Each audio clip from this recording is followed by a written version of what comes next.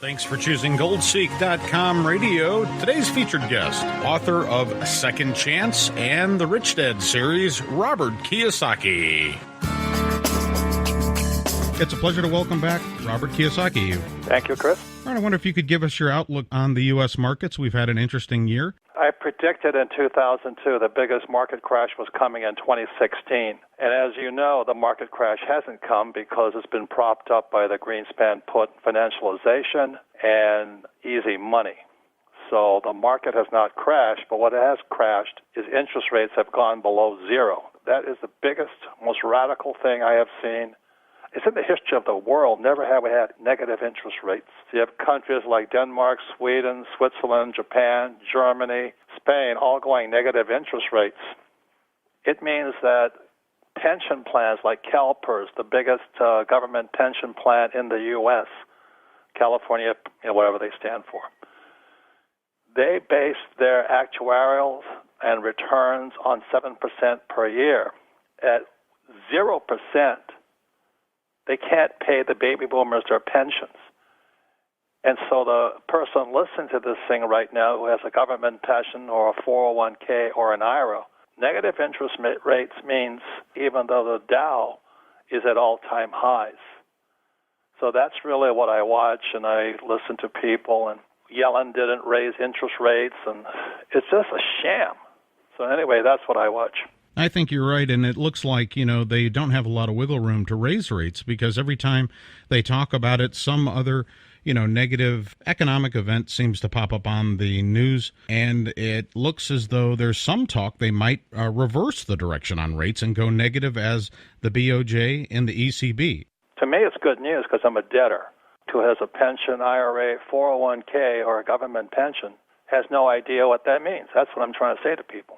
I borrow money constantly. Susie Orman and those guys, they're trying to get out of debt just because of interest rates. That's a big part of it. They're confused. They don't realize that maybe if they take on too much debt that they're going to find themselves in trouble. And do you think that there will be an economic revival, or will they have to resuscitate the economy again?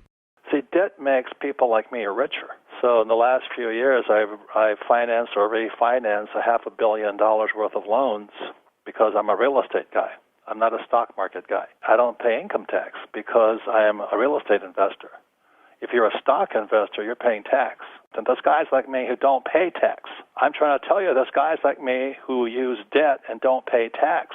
I'd like your thoughts on the amazing 100% move in gold stocks. I have a lot of gold, but I don't play the paper asset game. I don't have REITs, real estate investment trusts. I don't have gold ETFs or silver ETFs, nor do I have gold mining share ETFs. I play it as a hedge, an insurance policy against governments printing money and printing stocks and printing bonds. I don't trust paper. So I would rather have physical gold and silver, not as an investment, but as an insurance policy against people like Janet Yellen and Bernanke and Greenspan. These guys have not a clue what's going on. Hold gold and silver as an insurance policy, not as an investment. I count gold and silver in number of ounces that is stored in a private vault hidden someplace. That's what I count. I don't trust paper. Anything that can be printed, I don't want to touch right now. We've seen housing starts soar and continue to stay strong now ever since the bottom in 2012. Do you see more positive things ahead for the sector? Every time Yellen says she's going to raise rates, it's because she wants mom and pop to rush out and buy a house. It's all manipulated. I mean, even gold and silver prices are manipulated, as you know.